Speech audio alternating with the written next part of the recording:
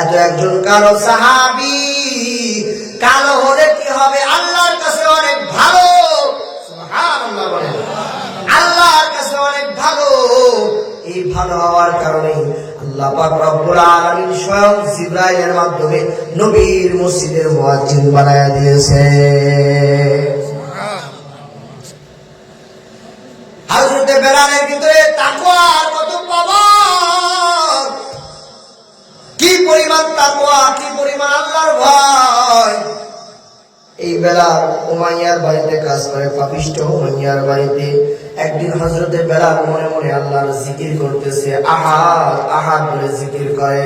Umayya ডাক দেয়, কয় বেলাল কার নাম জবানের মধ্যে নিয়েছ? বেলাল ডাক দেয়, কয় আমার মালিকের নাম জবানে নিতেছি।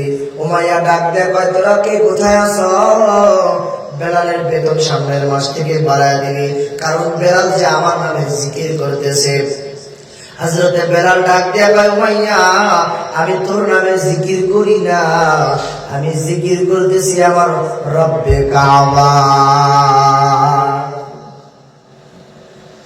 আমি জিকির করতেছি আমার আল্লাহ, যে আল্লাহ তোকে এবং আমাকে বানাইছে।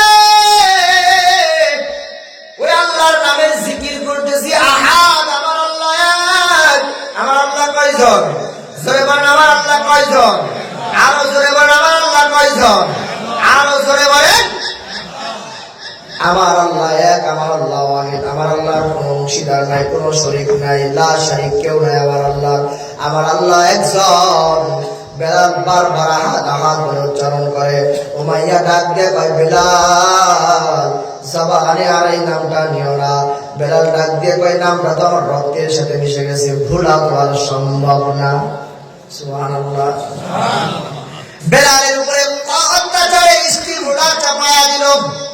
উত্তপ্ত গরম পানির উপরে বেলালকে শুয়াইয়া বুকের উপরে পাথর চাপা দিয়েছে। এরপর হযরতে বেলাল চিৎকার মেরে বলে, আহাদ আহাদ আমার আল্লাহ এক। ওই পথ দিয়ে হযরতে আবু বকর হাঁটা যায়। আবু বকর ডাক দিয়ে কয়, বেলাল তুমি যদি আল্লাহর নামটা একটু আস্তে আস্তে বলো, ওরা তোমার উপর থেকে শাস্তি কমায় দিবে।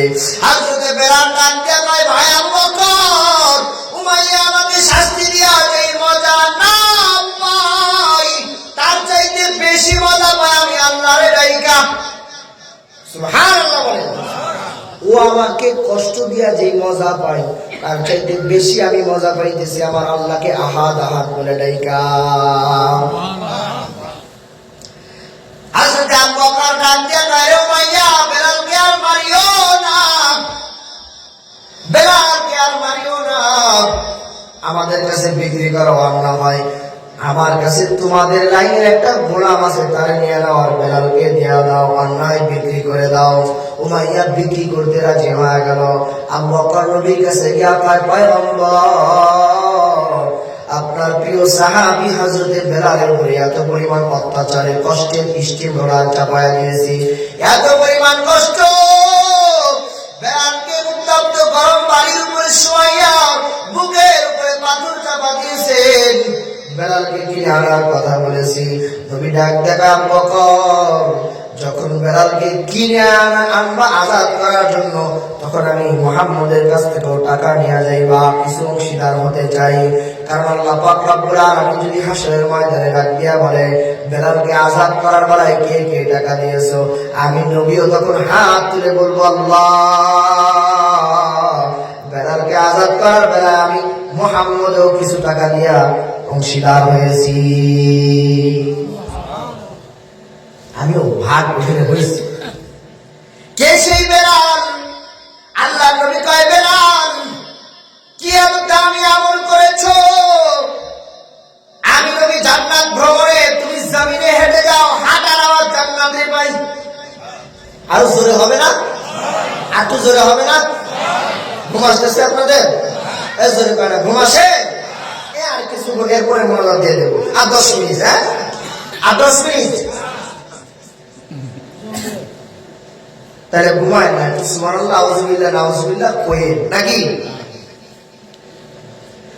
হযরতে বেলালকে ডাক দেখায়, বেলাল কি এত দামি এমন করেছো? তুমি হেঁটে যাও জমিনে, হাঁটার আওয়াজ পাই আমি মুহাম্মদ আসমানে জান্নাতে।